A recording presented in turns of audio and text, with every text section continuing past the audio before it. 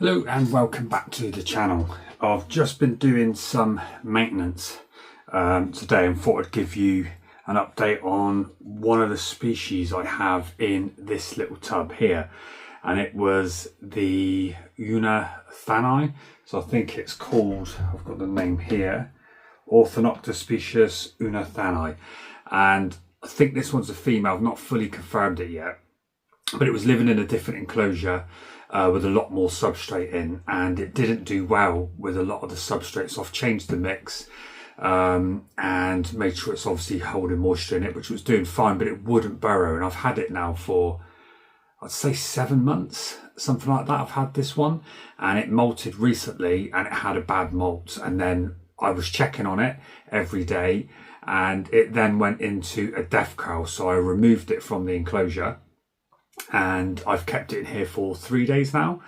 And the tissue, I put the tissue on the bottom, as you can see, and then all the way around the sides, but it's the spiders now scrunched it all down and was drinking from it.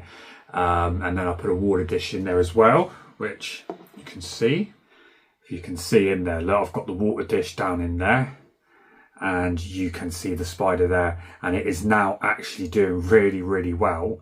And I put a cricket in there as well, and I'm thinking it's actually eaten the cricket, so it's doing really good. So there's only a few that I've managed to get back from a death curl. So this was proper, fully legs under, and when you touch it, it would just pull the legs in slightly, and at the knee joints it wouldn't expand them out. So it was literally, I think, that day, if not the next day, gonna perish. So what I did to get this one back is I put it in here, so it's got air holes in it as well, but not loads, so just like minimal ones around the side, just so then it gives it more humidity. And what I've learned to do, instead of having them in a really warm spot, I actually pull them out and put them in a cooler spot. Only a couple of degrees difference. You don't want nothing too massive, because then obviously that can shock the tarantula and kill it.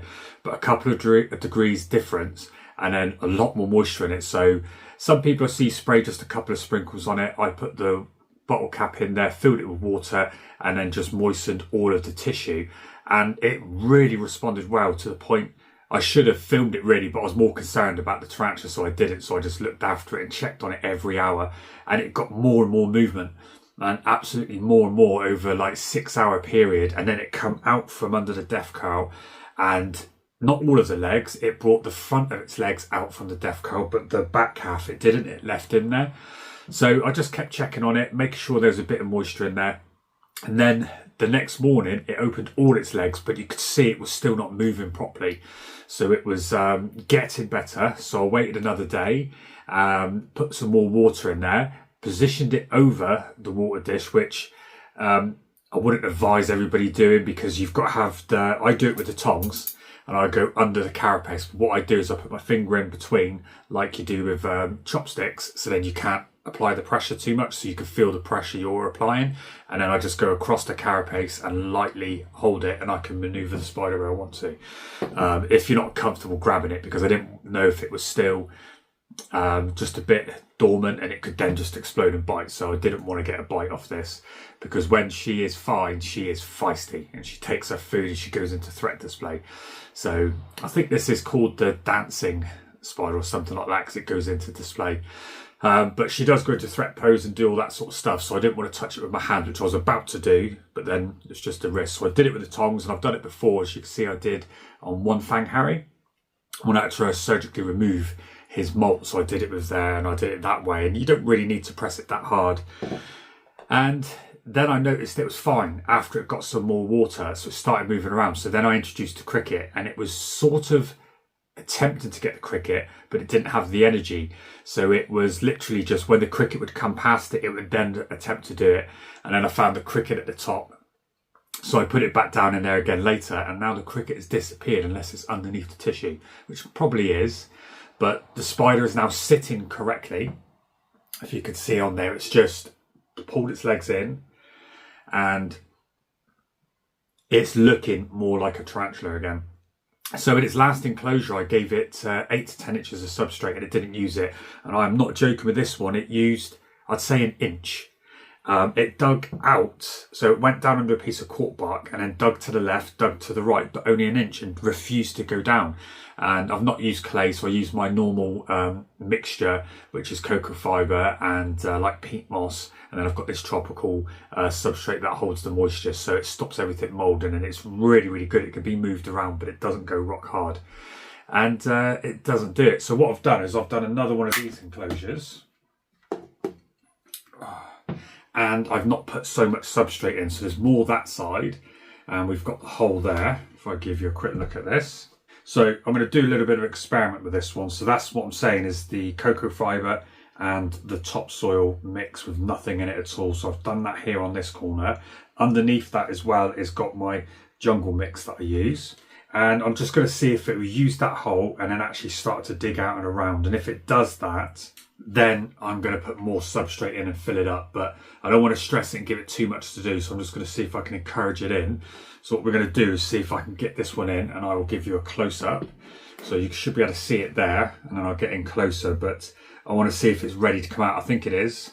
And then we'll have a look. If the cricket's gone, I'll probably put another one in with it and just see how it goes. So let's just get ready. Right, so I think you can see quite easily now. Turn it around, so hopefully it'll go down in the hole. Still had no threat display off it, but it's still moving okay.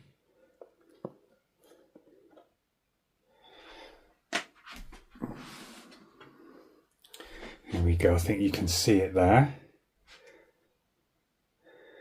And she's not fully grown.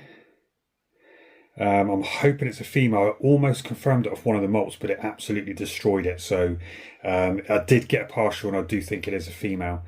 But it's looking like a tarantula again. It's been 3.5 days. This is the 4th day since coming out of death curl. So you can see it's defecating as well, which is another good sign. So there's no impaction because it was literally the week of the molt. So it was literally, I think, 2 days after molting. It stayed in the molt and just on top of it, and then curled up. So, and it had moisture all around it. So I thought potential impaction, but that's a good sign. So, because I've had a tarantula with impaction and they just have like a white abdomen, and it just leaks and oozes and just still stays impacted.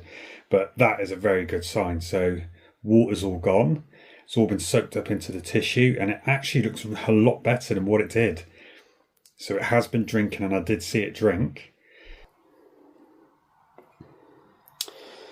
There we go. So let's see the temperament, and let's see how this one is. Hopefully it doesn't run off.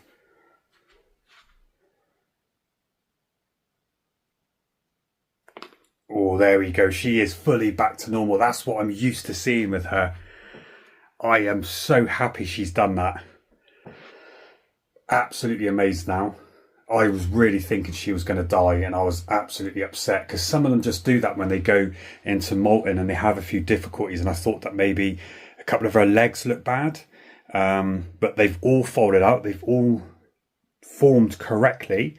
She's positioning her back legs correctly in the posture, and they're all gripping as well. So that is absolutely brilliant. She is really, really well. So I need to just see inside if she's removed or eaten that cricket, which I'm not sure. I don't think so. I think the cricket is here.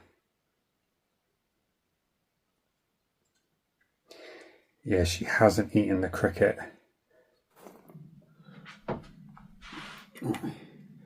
See if we can just get this one down.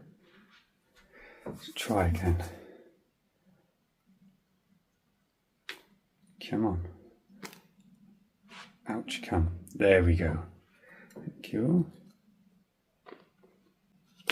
Oh, nice little strike. Let me remove that out of the way. She is definitely looking well. Fangs have all gone. Oh, move back there. She saw me. Fangs have all gone nice and black. So she's fully intact. So I am super happy I've saved her.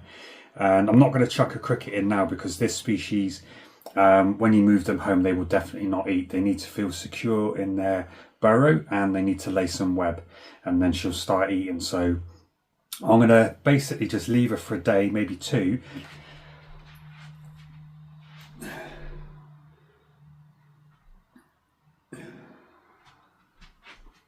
See, that's the dance inside of them. They wave back and forward, and then it looks like she's fell forward in an awkward position, but she's absolutely fine. There we go. It's just aware of my presence. It's almost got like the gold bar. It has definitely, yeah, I can see that across the knees with the really deep black on the front part of the legs. Absolutely stunning. But it is definitely okay now, so let's not stress her out anymore. Let's get her in. There we go. So I'm really happy with that one. It's a good size. I'd say sub-adult, needs fattening up. But after the last molt, she did have a few issues and just basically refused to eat. So she's not eaten for, I'd say at least 4 or 5 months, maybe 6. I'm not too sure. I'll have to just check some of the notes that I've made. But seriously though, she was in full death cowl, like fully locked under. And to get her to come back like that, moving around, I am so excited that I've got her back. So now let's just try and grow her up a bit more, fatten her up, keep an eye on her.